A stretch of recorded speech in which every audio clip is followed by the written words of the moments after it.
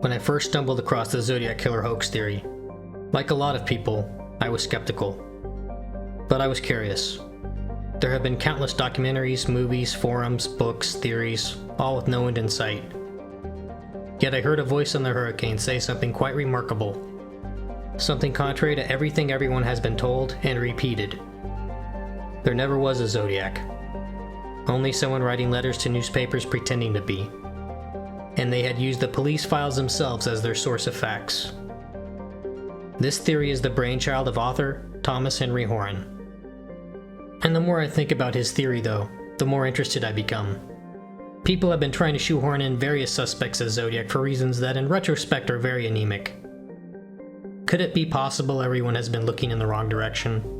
Chasing a ghost? Could that be the explanation for different murder weapons, different suspect descriptions, different modus operandi, different fingerprints, different victim profiles? After all, take away the letters and there would be no reason for these crimes to be connected in any way. Thomas Henry Horan always stressed when presenting his material that no one needs to take his word for it. Anyone can review the files for themselves. And unlike a lot of people, I finally decided to do just that.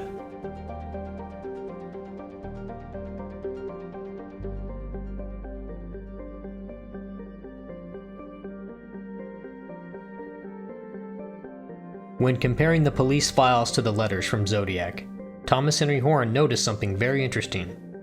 That whoever wrote the letters knew about something the real killer could not have known. That being an arrest of a person leaving Blue Rock Springs Park right as police arrived on the scene the night of July 4th. Ostensibly, a secret person. It's pretty clear from the police report that this person had just left the park, as he knew about Mike Mageau, and having realized that they had just stumbled into a crime scene, tried to nonchalantly leave. There were actually two witnesses to that shooting, surviving victim Mike Mageau and another witness who lived nearby that heard the shooting. Both stated that the killer drove off at a high rate of speed after the shooting. In the second letter, Zodiac contradicts the witness statements by stating, "I drove away quite slowly." Critics of Thomas Henry Horan's theory have speculated it was to make Zodiac sound less cowardly. But when you read the entire sentence as written by Zodiac, "I drove away quite slowly so as not to draw attention to my car," you can see why the claim to drive away inconspicuously for fear of being detected by authorities falls very short of making someone sound less cowardly. It's author Thomas Henry Horan that points out that right in the police files, clear as day under everyone's nose, that just as police were arriving, someone was stopped and arrested driving away from Blue Rock Springs Park going 20 miles an hour. As far as I can tell, this was never in the papers, and certainly not with a connection to the murder of Darlene Ferrin. But remember, two witnesses independently verified that the killer had fled the scene gunning their engine, and this arrest of this person driving away quite slowly was never in the papers. So this begs the question, as posed by Thomas Henry Horan, how did Zodiac know about that? This is a man that is known to police, but not to the public. How did he know about this secret event a possible suspect had with the police? And why does he claim to be him? Maybe it's a coincidence. Maybe. But the funny thing is, Zodiac would come to do the same thing again in another murder.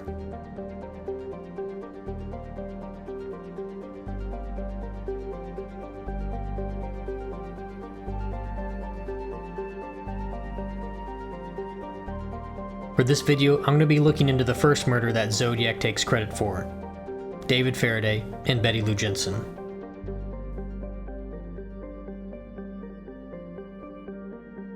Reading through the police files, there were actually two very good leads in that murder. The first being a boy named Ricky, who went to school with Betty and who took a great deal of interest in her. According to the files, he had been pestering her and even made threats towards her. Supposedly, he also became jealous when he found out that she was dating David Faraday. There is even a witness statement of David Faraday going to Betty's school to have words with Ricky on the day he was killed. Given all the witness statements about Ricky, it does seem like he was very possessive of Betty Lou. Ricky also had a criminal record for burglary and vandalism, and was currently on probation. It is also alleged that Ricky had told another boy named Daniel that he had his mother's car on Friday night, the night of the murder. Remember, a dark color vehicle was seen parked next to Faraday's Rambler by people driving by. Well, Ricky's mother drove a maroon Grand Prix, and he had been caught sneaking out to take it for a drive at least once before. You can see why he was a solid lead to investigators. When I first started finalizing my information for this video, I was sympathetic towards Ricky, because as far as I knew, he was just unlucky having been caught up in a murder investigation. But the more I read the files, the more my suspicions grow. There was only one problem. His family gives him an alibi for the time of the shooting. Yet despite the alibi, investigators were still clearly interested in Ricky as a suspect, as they asked him to take a polygraph, to which he initially agreed, but would come to change his mind the next day. As far as I can tell, this is where the investigation of Ricky ends. The other suspect, which is actually mentioned in the same article, is also very interesting. There was a claim that David Faraday had gotten into a confrontation with someone else just prior to the murder. A reference to this threat made against David Faraday can be found in the files. It is claimed that David was at the Pancake House on Tennessee Street, where he had, quote, clashed with the man he was going to turn in for selling marijuana, and the man then threatened him directly. Using the paper as a cross-reference, it can be determined that this happened on Wednesday, December 18th. Flash forward to the night of December 20th, according to Benicia investigator Pierre Bedeau, there was a major drug bust of 1.5 pounds of marijuana at a cottage then owned by the city. Research locates that cottage here, at 7 Lake Herman Road. On the way back to the station, having served their warrant at the cottage, Bedeau and his partner got radioed to return to Lake Herman Road to check out a call about a woman seen lying outside a parked station wagon. Their first reaction was it was just another prank call. They then arrive on the scene, here, where Betty Lou Jensen and David Faraday were shot and killed, less than 1/2 mile away from the drug bust. Friends of the victims questioned by police were annoyed with the persistence in following their instinct that the murder was drug-related. One of the deputies investigating the murder, Ben Villarreal, who pops up again in the Blue Rock Springs shooting, actually worked in the narcotic division of the Solano County Sheriff's Department. Maybe that's unusual, and maybe it's not. But it does seem that they were trying to link the shooting to drugs. Maybe they were right. And this begs the question, why did they think it was drug-related in the first place? So, for clarity, on a Wednesday, David Faraday accused someone of selling marijuana and was going to turn them in for it. The man then threatens David directly. Friday night, there is a major marijuana drug bust, and David Faraday and his date are both found shot dead less than 1/2 mile away, almost immediately after the bust was over. Now either David Faraday and Betty Lou Jensen were just randomly shot, or maybe their murder might have something to do with that drug bust. Needless to say, I'm very interested who the supposed marijuana dealer was, and even who his associates were. Now let's look to see what the files reveal about this other lead investigators had. Nothing. No other mention of it. Not even to document that the lead was bogus. Like it never happened. So one of two things happened here. Either they did follow the lead and those pages are still redacted, which would be very interesting, or they quietly left the lead behind. I tend to believe the latter, only because the California Department of Justice files make no mention of the secret suspect.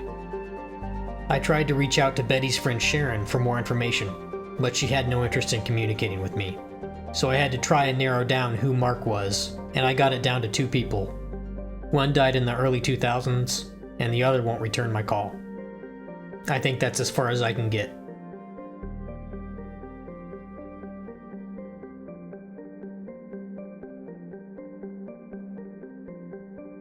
Thomas Henry Horan also points out that the spot where the 2 victims were found hardly seems like a lover's lane. As witness statements show, several cars drove past them at night and were able to see David Faraday and Betty Lou Jensen inside the car. This is because that spot, which police files actually refer to as gate number 10, entrance for Benicia water pumping station, which that alone makes you see why newspapers defaulted to simply Lover's Lane, That spot is right at the peak of a curve in the road, so cars coming from either direction has their headlights shining directly into David's Rambler. That, coupled with the fact they parked mere feet from a main road from Benicia to Vallejo, doesn't seem to really add up to being a lover's lane, at least certainly not a good one. But it does jazz up the story, since they were on their first date. Some of the initial newspaper articles were a little less colorful, and actually referred to the spot as the entrance to Benicia Water Supply Pumping Station, or showed restriction in the interpretation to a favorite parking spot for young people. In fact, a possible witness relayed to investigators that they had seen a number of teenagers and an armed 20-something standing along the road near that spot in the late afternoon the day prior to that murder.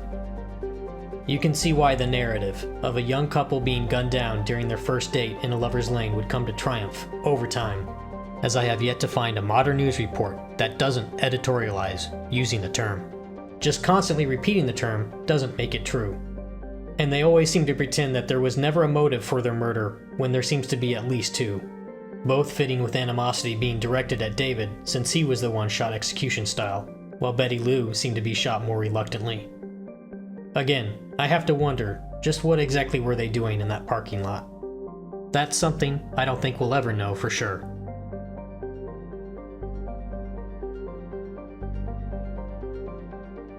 And there's something else. A couple of the investigators who worked on the case never believed that the killer who would come to call himself Zodiac was responsible for their murder. In addition to the initial doubtful response to the original 3 letters by Vallejo Police Chief Jack Stiltz, an interesting article in the Vallejo Times-Herald has quotes from Sergeant John Lynch, which he expresses confidence that this murder was not connected to the others. This corroborates with what is widely accepted to be an authentic interview with Sergeant Terry Cunningham, who also worked the case, by a documentary producer. Not only does he reject the idea of Zodiac being responsible, but he also had a very good idea of who done it. It is revealed that some suspects in an unrelated crime had information about that night, including what the victims were wearing. That's important because Zodiac never mentioned what either victim was wearing that night, and it was never in the paper. He even goes so far as to mention that the ringleader of this little gang had red hair, but stopped short of giving a name, so I'm uncertain who exactly he is referring to. But it should be pointed out that one of the possible suspects often highlighted by Thomas Henry Horan absolutely had red hair, as well as an affiliation with the Hells Angels. Sergeant Cunningham also mentioned that the lead detective working the case, Les Lundblad, had tunnel vision and became quote-unquote obsessed with Zodiac. Which leads us to the letters, and me wondering just how their influence damaged these murder investigations. It's usually about this time that someone asks if they knew who did it, why didn't they arrest them? What you have to understand in the legal realm is that what you know and what you can prove are 2 different things.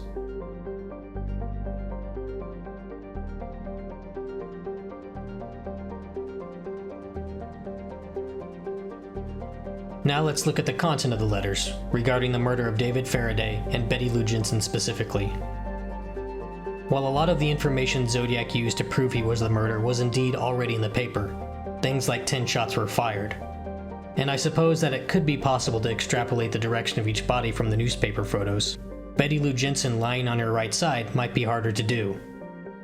These facts struck me as a little unusual. I mean, would a killer really remember, let alone point out which cardinal direction a victim's feet were pointing? That I'm not so sure a killer would make note of. But the police do. The files show me a couple of interesting things. Of course, the number of shots fired and the brand of ammo used is readily found in more than one place. But the other interesting thing is that a large amount of the facts used by Zodiac can be provided by looking at a simple diagram of the crime scene, which conveniently has a compass to offer guidance. Feet to the car, on her right side, her feet facing west, etc. Indeed, looking through some other police files about another violent death, I noticed the exact same language typed in that report. Head pointing west, feet pointing east, etc. This left me wanting to go back through the Lake Herman Road files, and sure enough, right there in the Benicia police report was the same thing. There are a number of positional descriptions of David Faraday and Betty Lou Jensen's body. For David, lying face up, feet to the car, which means his head would be away from the car. And for Betty Lou, her head to the east, which would mean her feet would be to the west. Well, it just so happens that the exact same positional descriptions in the Zodiac letters are repeated by the police files perfectly. This alignment of information would sure make checking the facts Zodiac provides against the case files nice and neat. Maybe even a little too neat. In fact, I wonder if someone noticed that the facts are a little too perfect and started wondering about their source. Because it sure looks like Zodiac knew the exact information the police had in their files. Even the directional language that Zodiac chose to use in his letters is a little fishy. This could be why in the second letter, Zodiac tells a story about an electric gun site, something not in the files, and something that could not be verified, in an attempt to muddy the waters. Maybe I'm right about that and maybe I'm wrong. But after doing my own research, piggybacking off of Thomas Henry Horan, I also don't see any doubt that the author of the letters had copies of these police files, just as he claims.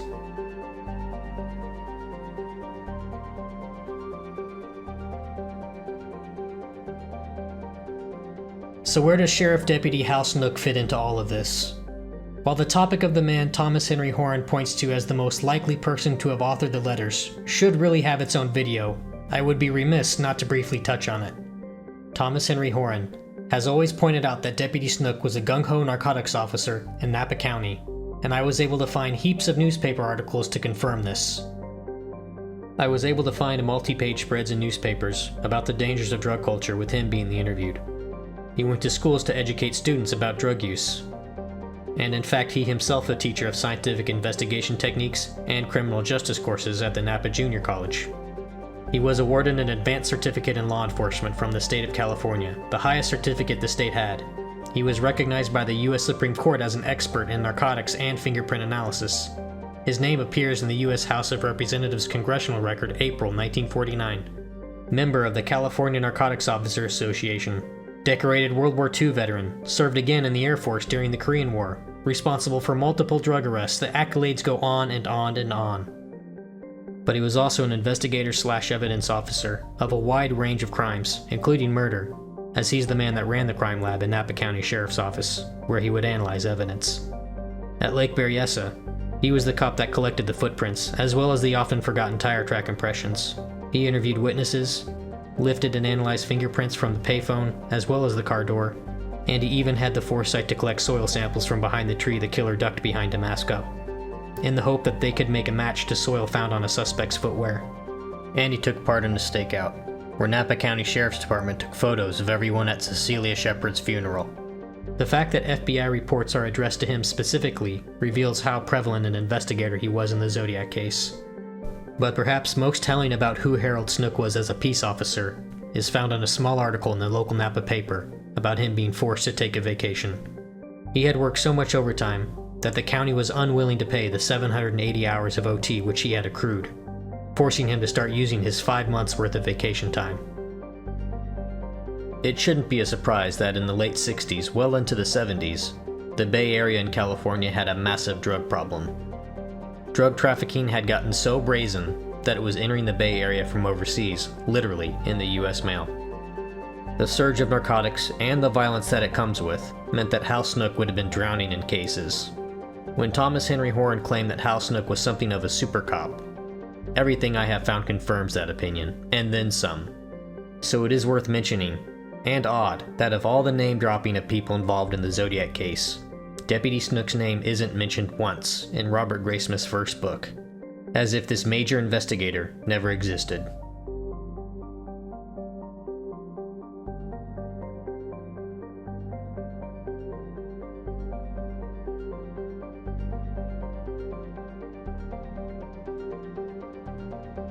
Thomas Henry Horan became very interested in a police report from the Lake Berryessa files that was handwritten. Since most files appear to be typed, this one sticks out a little. Indeed, it's the very same police report that gave me pause, and ultimately what led me to the Zodiac Killer hoax theory. I was able to track down more examples, and his handwriting is strikingly similar. Hal Snook's handwriting isn't a perfect match to the letters, but Thomas Henry Horan did notice certain letters upside down do come to match. This led to his hypothesis that Deputy Snook had written certain letters upside down in order to disguise them. A P could become a D, an H could become a Y, a U could become an N, and so on. To show how this process works, I'll demonstrate on a notable example. The author would write out all the letters he could normally, leaving an imprecise amount of blank space for the letters to be disguised. Once the paper was repositioned, he could then complete the rest. Notice how part of the upside-down D intersects with the dotted I.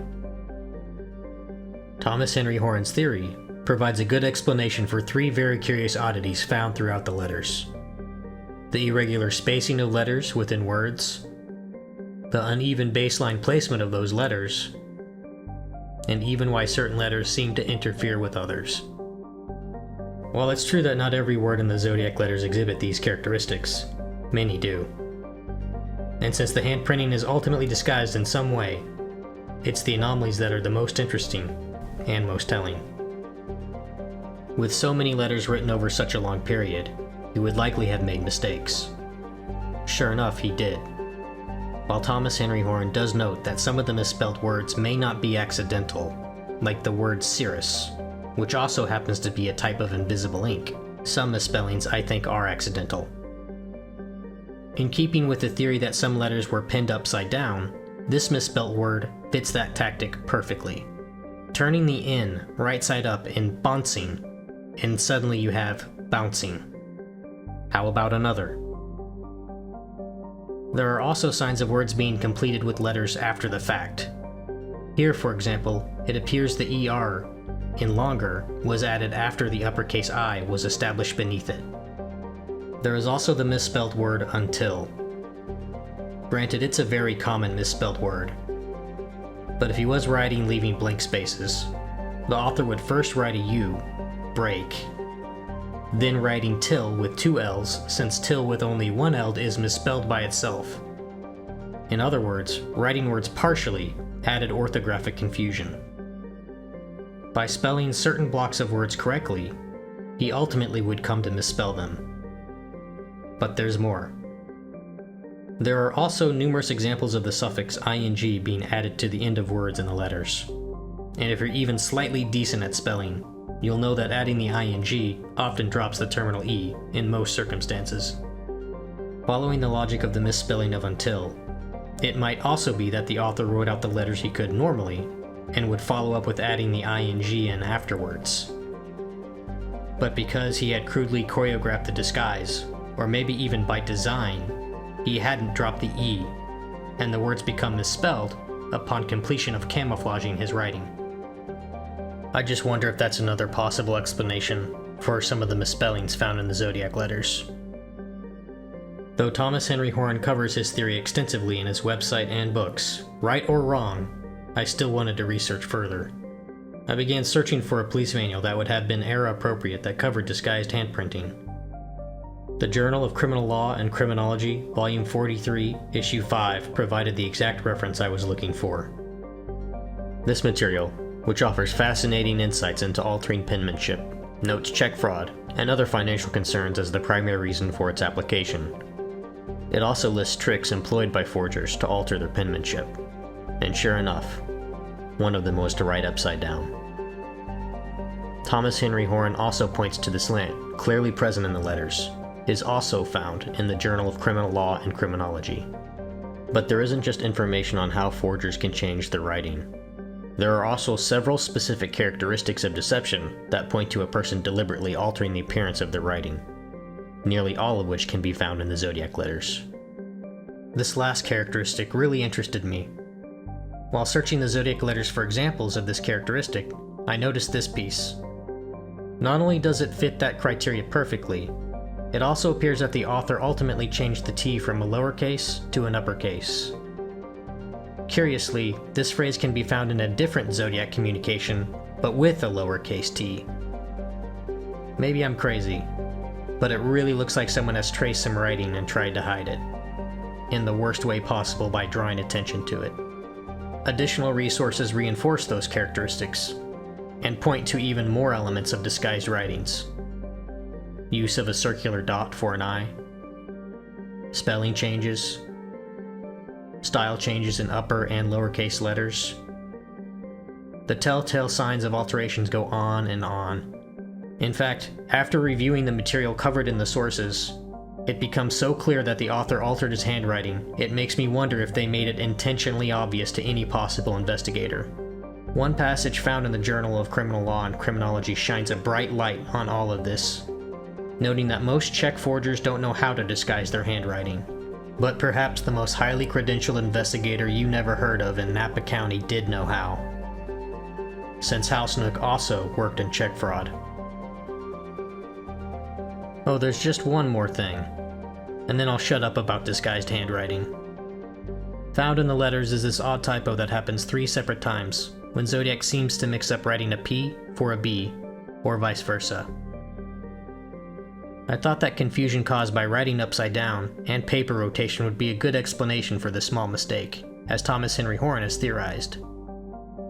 That is until I noticed that Deputy Hal Snook makes the exact same orthographic error. The illusion of coincidence is truly a sight to behold. People have stated that the letters had to be authentic because there would be no way for a hoaxer to know which murders would go unsolved. Knowing what I know now, I realize they've actually got it backwards. It's not that he knew which murders would go unsolved, it's that they went unsolved because he wrote letters about them.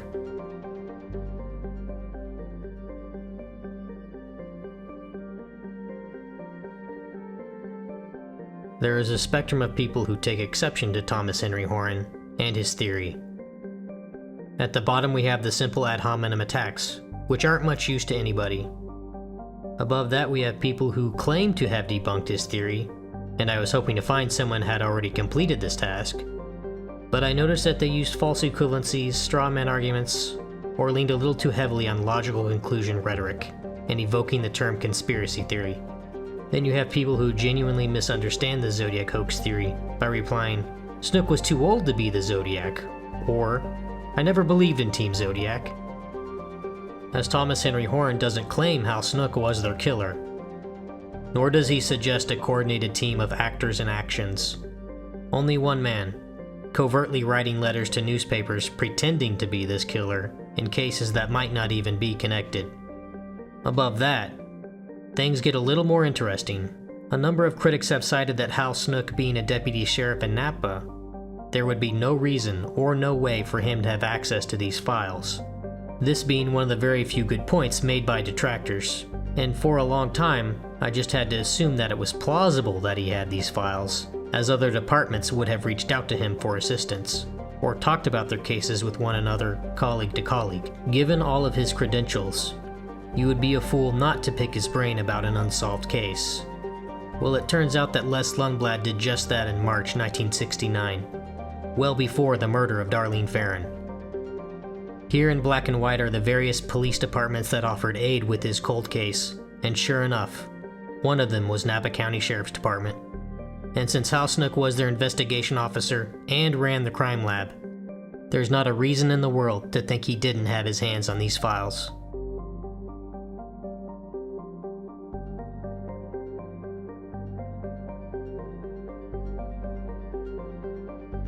Again, it was Thomas Henry Horan's theory that not only were the letters a hoax, but also that it was a sheriff deputy in Napa named Hal Snook that wrote them. And so far, things are pointing in that direction. But the big question still remains, why? Currently there is no clear motive for him writing the letters, the absence of which isn't proof he didn't. Yet why would anyone write these letters? As interestingly, no one ever seems to question why a killer would write these letters. They just accept it. Maybe even expect it. Nevertheless, it was the theory that the letters went to newspapers hoping someone would take a closer look into these murders, as something funny was going on in Solano County, that got my interest. Looking ahead a bit into the murder of Darlene Ferrin, as well as the letters, I too find it very difficult to believe that something funny wasn't going on, as there is a lot more to suggest that the murder of David Faraday, Betty Lou Jensen, and Darlene Ferrin are narcotics related, rather than random murders. with investigations that seem to willingly gloss over any and all relevance to such. And in come these letters, shining a spotlight right on them, that contain the knowledge of and handwriting of a gung-ho narcotics officer in the neighboring county of Napa, along with, perhaps, the greatest homicidal publicity campaign of all time. All of this is, of course, impossible. Or is it? If you're interested, in my next video I'll do another deep dive into the shooting at Blue Rock Springs Park, the police files, and of course comparing them to the Zodiac letters, as well as revisit the arrest of one of the possible suspects in that murder, one Donald Warren something. Much like in the Lake Herman Road murders, not everything is as it seems. And even though Zodiac never wrote a letter concerning Lake Berryessa, or ever mentioned it for that matter, I'll be looking into this murder as well. The one murder in Napa County, and was completely different in nearly every way, including looking into this man, seen earlier in the day. While there is no proof he and the killer are the same man, it would be remarkable if he didn't have something to do with it. Despite the mystery, Thomas Henry Horan has always pointed to the park ranger that found Brian Hartnell as being this person. After finding more information, and a possible photograph of the elusive Dennisland, the most likely identity by far of the creepy guy seen at the lake was Park Ranger Dennis Land, the same person who curiously destroyed the crime scene. I'll continue my research until then, hoping to find something Thomas Henry Horan is profoundly wrong about, because as I've relayed to him many times over several lengthy conversations, I want to be the person that debates him. No one has given me more to think about. I'm Evan from Texas.